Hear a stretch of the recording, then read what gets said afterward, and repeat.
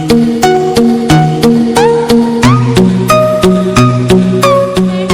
M Neha Goyal, welcome to my channel. Topic है हमारा trigonometry and question लिया है मैंने, if sine theta equals 3/5 evaluate cos theta minus 1/tan theta upon 2 cot theta. Means आपको sine theta की value given है और आपको इस पूरे की वैल्यू फाइंड आउट करनी है। बट इसकी वैल्यू फाइंड आउट करने के लिए आपको इन रेशोज की वैल्यू चाहिए। कौन से ratios? Cos theta, tan theta and cot theta. तो आपको गिवन है यहाँ पे साइन थीटा की वैल्यू। सबसे पहले हम वो लिखेंगे, sine theta equal 3/5। And last video में मैंने आपको सभी रेशोज के फॉर्मूले बताए थे। तो साइन थीटा का फॉर्मूला होता है हमारा परपेंडिकुलर अपॉन हाइपोटेन्यूज। बट यहाँ पे देखिएगा, आपको कोस थीटा में, टेन में एंड कॉट में किसकी जरूरत पड़ती है? बेस की। किसकी वैल्यू की जरूरत पड़ती है आपको? बेस की। तो हमें सबसे पहले बेस की वैल्यू फाइंड आउट करनी होगी। तो बेस की वैल्यू फाइंड आउट करने के लिए हम पाइथागोरस थ्योरम का यूज करेंगे। Using Pythagoras theorem. Pythagoras theorem क्या होती है हमारी? Hypotenuse square equals perpendicular square plus base square. Now putting the value of perpendicular and hypotenuse. Perpendicular की वैल्यू है हमारे पास में 3 एंड हाइपोटेन्यूज की वैल्यू है 5 प्लस बेस स्क्वायर। 5 का स्क्वायर हो जाएगा 25 एंड 3 का स्क्वायर 9। बेस की वैल्यू फाइंड आउट करनी है आपको, तो 9 को हम दूसरी साइड में लेके आ जाएंगे। ये इधर प्लस का है, पॉजिटिव है, तो इधर आके आपका निगेटिव हो जाएगा। अब आप लेस करेंगे तो कितना बचेगा यहाँ पे? 16। बेस इक्वल क्या हो जाएगा आपका? Square root of 16 and base की वैल्यू क्या आ जाएगी हमारी? 4। ओके, नाउ आप सबसे पहले इन तीनों रेशोज की वैल्यू फाइंड आउट करेंगे। कोस थीटा का फॉर्मूला क्या होता है हमारा? Base upon hypotenuse. Cos theta equal base आया है हमारा 4 एंड हाइपोटेन्यूज हमारे पास में है 5। नेक्स्ट रेशो है ये हमारा 10।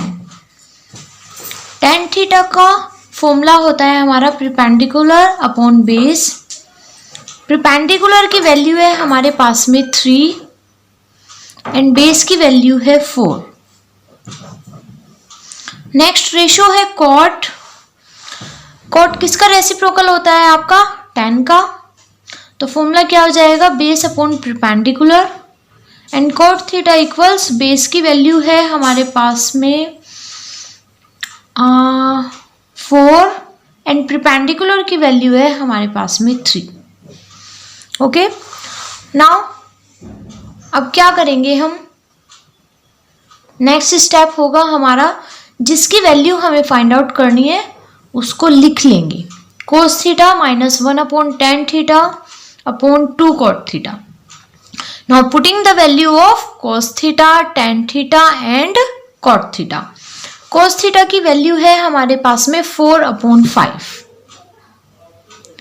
अब यहाँ पे साइन है आपका माइनस का, तो हमने क्या लगा दिया है यहाँ पे? माइनस 1/tan थीटा की वैल्यू है हमारे पास में 3/4। ओके, अब पूरे का अपोन लगाना है आपको। 2 मल्टीप्लाई कॉट थीटा की वैल्यू है हमारे पास में 4/3। 4/3 यहाँ पे हमने वैल्यू पुट कर दी है। नाउ 4/5 माइनस 4 ऊपर चला जाएगा आपका। 4 की 1 में मल्टीप्लाई करेंगे तो क्या आ जाएगा आपका? 4/3 और यहाँ पे क्या हो जाएगा आपका? 8/3। नाउ ऊपर एलसीएम लेना पड़ेगा आपको। 5 और 3 का एलसीएम क्या आता है हमारा? 15। 5 3 जा 15 एंड 4 3 जा 12। 3 5 जा 15 एंड 5 4 जा 20 अपॉन 8/3। कितना बचेगा यहाँ पे? -8/15 अपॉन 8/3। इसकी मल्टीप्लाई हम इसके साथ में करते हैं और इसकी इसके साथ में करते हैं। -8 मल्टीप्लाई 3 अपॉन 15 मल्टीप्लाई 8, 8 से 8 कट गया है हमारा, 3 1 जा 3, 3 5 जा 15, तो वैल्यू आ जाती है हमारी -1/5।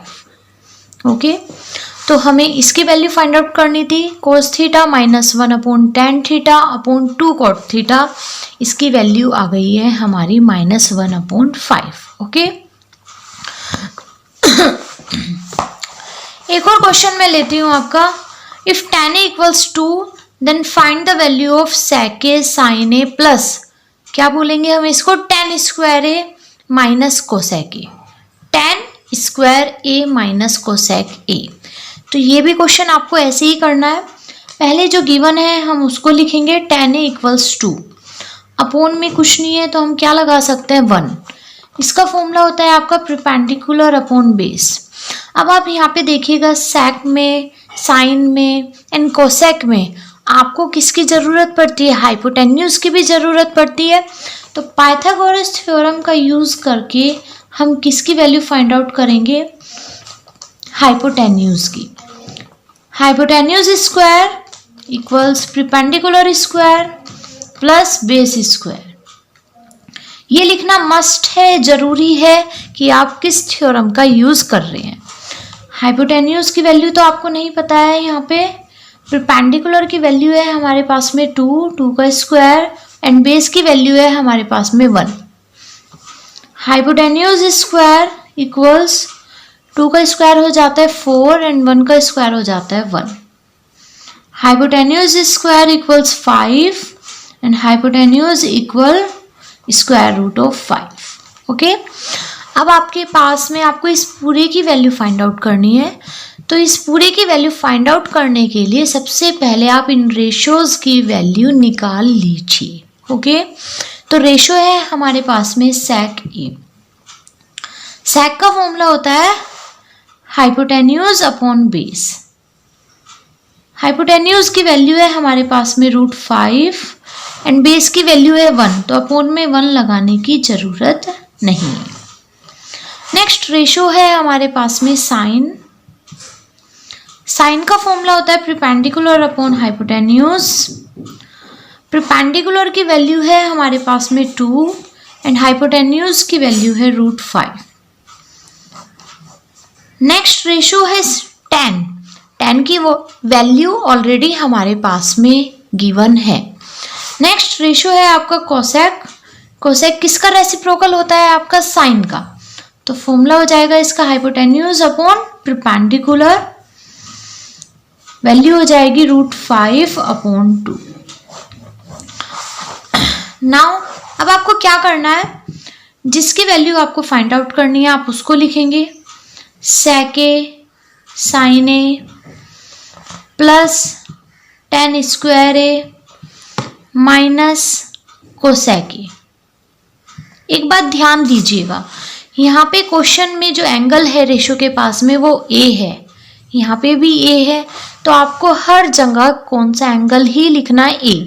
अगर आप a की जगह कोई और सिंबल लिख देते हैं, थीटा लिख देते हैं बाय मिस्टेक, या फिर b लिख देते हैं, कोई और सिंबल लिख देते हैं, तो आपने अगर क्वेश्चन सही किया है तब भी वो आपका क्रॉस हो जाएगा।